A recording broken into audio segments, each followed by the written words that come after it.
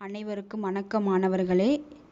6ஆம் வகுப்பு 2ஆம் பருவத்தில் உள்ள இயல் 1இல் விரிவானம் என்ற தலைப்புல நூலகம் நோக்கி என்ற பாடத்தின் தொடர்ச்சியை காண்போம்.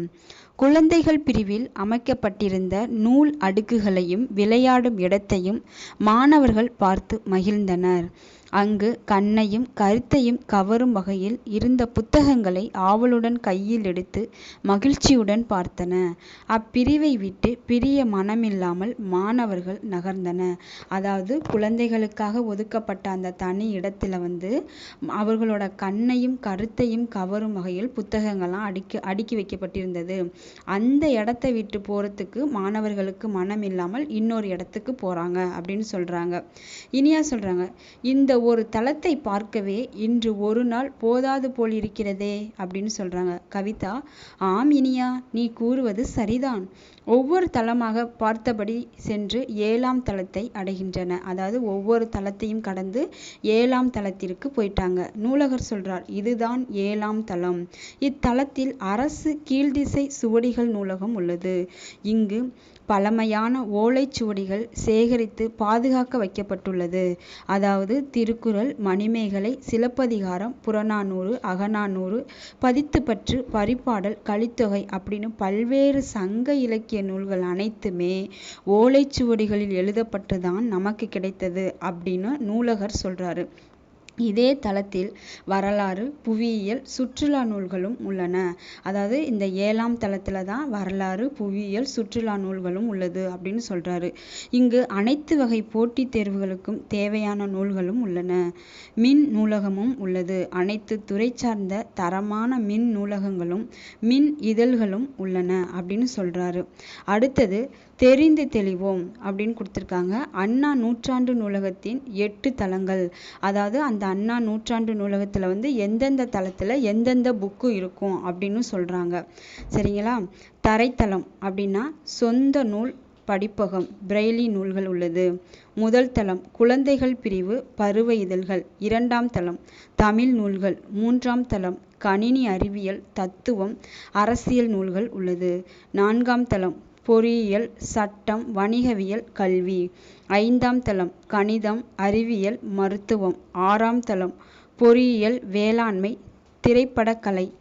7ஆம் தளம் வரலாறு, சுற்றுலா, அரசு கீழ்திசை சுவடிகள் நூலகம். 8ஆம் தளம் நூலகத்தின் அலுவலக பிரிவு. இந்த ஒவ்வொரு தளத்திற்கும் ஒவ்வொரு நூல்கள் அடுக்கப்பட்டுள்ளது அப்படின்னு சொல்றாங்க. அதாவது 8 தளத்திலும் என்னென்ன நூல்கள் இருக்கு என்று தெரிந்து கொண்டோம் அல்லவா? அடுத்ததாக மாதவி சொல்றா, ஐயா, இங்குள்ள புத்தகங்களை நாம் வீட்டிற்கு எடுத்து செல்ல முடியுமா அப்படின்னு கேட்குறாங்க. ஆசிரியர், முடியாது மாதவி, இங்கேயே அமர்ந்துதான் படிக்க வேண்டும். அடுத்தது ஒரு தெளிந்து தெளிவோம் என்றதை பார்க்கலாம். நூலகத்தில் படித்து உயர்நிலை அடைந்தவர்களுள் சிலர். அதாவது நூலகத்தில் படித்து உயர்நிலையில் அடைந்தவர்கள் யார் அப்படின்னா அறிஞர் அண்ணா, ஜவஹர்லால் நேரு, அண்ணல் அம்பேத்கர், காரல் மார்க்ஸ். இவங்கெல்லாம் நூலகத்தில் படித்து உயர்நிலைக்கு போனவர்கள். அடுத்தது பாத்திமா, இந்த நூலகத்தில் எங்கும் குழுகுழுவென உள்ளதே அப்படின்னு கேட்குறாங்க. நூலகர் சொல்றாரு, ஆமாம், நூலகம் முழுவதுமே குளிர்பதன வசதி செய்யப்பட்டுள்ளது. மேலும் இதே வசதியுடன் கூட்டரங்கு, கலையரங்கு, கருத்தரங்கு கூட்டம், கண்காட்சி அரங்கு போன்றவையும் உள்ளது. அதாவது இந்த நூலகத்துல என்னென்ன வசதிகள் இருக்குதுன்னா, கூட்டரங்கு நடத்துவாங்க, கலையரங்கு, கருத்தரங்கு, கூட்டம், கண்காட்சி இவற்றையெல்லாம் நடத்துவாங்க அப்படின்னு சொல்றாரு நூலகர்.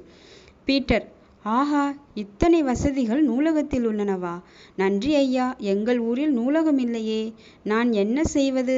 ஆசிரியர் சொல்றாரு, அதற்கு தான் தமிழக அரசு நடமாடும் நூலகம் என்னும் திட்டத்தை தொடங்கி உள்ளது. பீட்டர் சொல்றார், அப்படியானால் அதை நான் பயன்படுத்துவேன் ஐயா. மாணவர்கள், இனி எங்கள் வீட்டில் அருகில் உள்ள கிளை நூலகத்தையும் தவறாமல் பயன்படுத்துவோம் ஐயா அப்படின்னு மாணவர்கள் சொல்றாங்க. தெரிந்து தெளிவோம். சிறந்த நூலகர்களுக்கு டாக்டர் சா இரா அரங்கநாதன் விருது வழங்கப்படுகிறது அப்படின்னு கொடுத்துருக்காங்க. சரியா? ஆசிரியர் சொல்றாரு, மாணவர்களை அழைத்து சென்று தலைமை நூலகரிடம் உடன் வந்த துணை நூலகரிடம் நன்றி தெரிவித்துவிட்டு மாணவர்களை பார்த்து, மாணவர்களே, மகிழ்ச்சி தானே, வாருங்கள் புறப்படலாம் அப்படின்னு ஆசிரியர் சொல்றாரு. நாம் அண்ணா நூற்றாண்டு நூலகத்தை பார்த்தோம். ஒவ்வொரு தளத்திலும் என்னென்ன நூல்கள் உள்ளது என்று தெரிந்து கொண்டோம். நாமும் நூலகத்தை பயன்படுத்துவோம், பயன்பெறுவோம். நன்றி மாணவர்களே. நம்ம அடுத்த தலைப்பில் அடுத்த வகுப்பில் பார்க்கலாம்.